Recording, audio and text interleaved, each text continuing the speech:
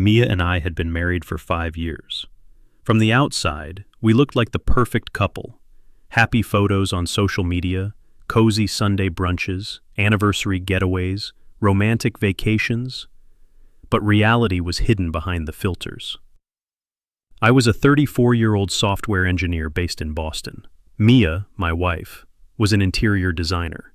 My job required a lot of travel, but I did everything I could to support her, emotionally and financially.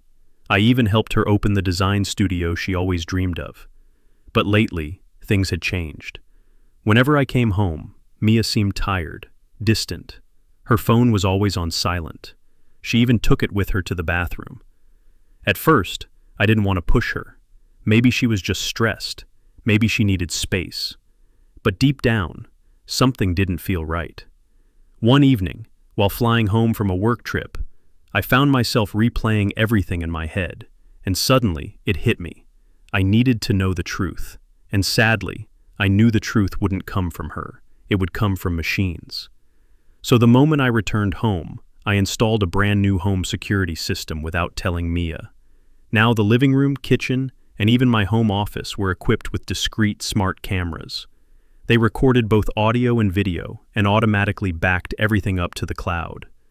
I told Mia I was running tests for a work project. She didn't question it much. For the first week, everything seemed normal, boring even. But on the 8th day, I saw that video. From that night on, the atmosphere in the house changed. Mia kept acting normal, smiling, kissing me goodnight, making dinner. But I wasn't the same. I was watching her every move. While going through the camera footage, something stood out. The man never entered our bedroom, but he spent a long time in the living room. I couldn't hear Mia's voice, but her body language said everything. Something was happening. I was on the edge of the truth. Then it happened. One night, I pulled up footage from the day Mia claimed to be on a business trip. The timestamp matched, but the video showed Mia at home, and she wasn't alone. That same man was with her again. This time, they walked into the kitchen together, laughing as he opened a bottle of wine. My vision blurred. My chest tightened. My entire body went cold. Watching those videos hurt more than I can describe. It wasn't just cheating. It was betrayal. Documented, captured. In my own home, surrounded by my furniture, my belongings, my trust. My first instinct was to confront her, to catch her red-handed. But then I thought, people like that always have excuses, always twist the story. No. I needed a plan, a permanent, undeniable response. So I adjusted the camera system to silently back up everything into a secured, encrypted archive. Then I carefully accessed Mia's phone while she was asleep. She had locked her messages, but one app caught my attention. Vault Safe, a hidden gallery app. Just as I suspected, inside were private photos of her with the man, screenshots, conversations, even plans. But what shocked me most were the documents. She had shared sensitive information, financial reports, and internal data from my work. This wasn't just a personal betrayal. It was a professional breach, a potential lawsuit, serious legal territory. But I didn't go to the police. I had something else in mind. Mia's birthday was coming up, and we were planning a huge party. Friends, family, coworkers, everyone we knew was invited. It was the perfect opportunity. All night, I played the role. I danced with her, smiled, toasted to her health. No one suspected a thing. At exactly 9 p.m., just as people were gathering for the birthday cake, I dimmed the lights and activated the projector. The screen in our living room lit up. At first, it showed sweet, happy memories of us. Photos, vacations, smiles. People laughed. Mia looked touched. Then the footage changed. The security camera videos began to play. Clear dates, clear times. Mia entering the house with him, laughing, drinking wine, embracing. The room fell silent. You could hear a pin drop. Mia's face turned white. She stared at the screen, then at me.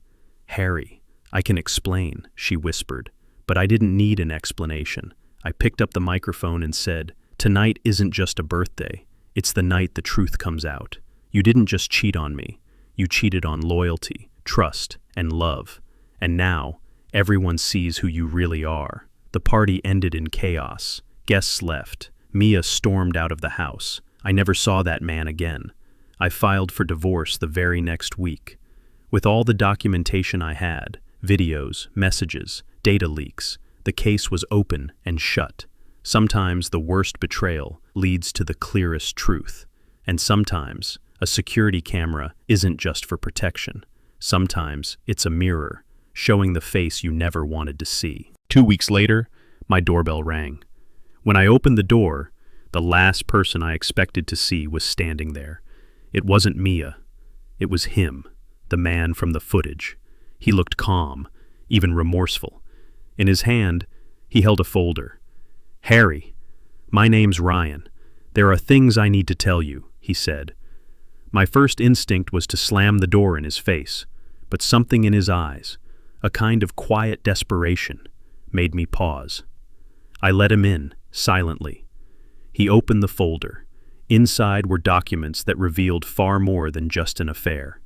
It turned out Mia's betrayal wasn't limited to love. She had professional motives, too. She'd been working with a shadowy investment group that had eyes on my tech firm. Ryan was part of it, at first. But over time, Ryan developed feelings for Mia. And that's when he discovered he wasn't the only one being played. At the start, I just needed access to some company data, he admitted. But Mia, she had another agenda. She wanted to destroy you, personally and professionally. I didn't realize how deep it went until it was too late. Destroy me? But why? My head was spinning. As Ryan left, he said one last thing. Don't seek revenge until you truly know who your enemy is. Some masks have more than one layer. His words haunted me. I had to get answers. The only person who might know where Mia was hiding was her former best friend, Claire. I reached out. Surprisingly, Claire agreed to meet. She seemed ready. "Harry," she said quietly, "I've been carrying this guilt. I need to tell you the truth." And then everything unraveled. Years ago, Mia's family went through a devastating financial collapse. What I didn't know was that one of my early business acquisitions, something I barely remembered, had indirectly caused her family's small company to go bankrupt. They lost everything. Mia had found me, not by chance, but by design. She seduced me, earned my trust, married me, all part of a long-term revenge plan. But something unexpected happened. She fell in love, not just with me, but with the power, with the control. And when things didn't go according to her plan, she started manipulating Ryan too. She didn't love either of us. She loved having the upper hand. I sent Mia an email. Short, direct. "I know the truth. We need to talk." A week later, we met in a quiet coastal town, at a near-empty seaside cafe. She looked pale, drained, but her eyes were still sharp, still calculating. "Harry," she said softly, "I never meant to hurt you. I just wanted you to feel what I felt you deserved." "Are you expecting me to forgive you?" I asked. "No," she replied, "because someone like you never forgives." As she stood to leave, I said just one thing. "You came to destroy me, but here's what you need to understand. From everything you tried to break, I built a foundation, and I'll build my new life on top of it." The divorce was finalized. I resigned from my old job. Using the documents Ryan gave me, I exposed the investment group Mia was working with. Turns out, they had manipulated and defrauded several others too. The press got involved, and the case exploded into a major white-collar crime scandal.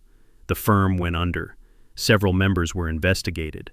Mia vanished. And me? I moved. I left the city and relocated to a small beach town. I started volunteering at a local school, teaching teenagers how to code. I took down the cameras. I didn't need surveillance anymore. I needed trust.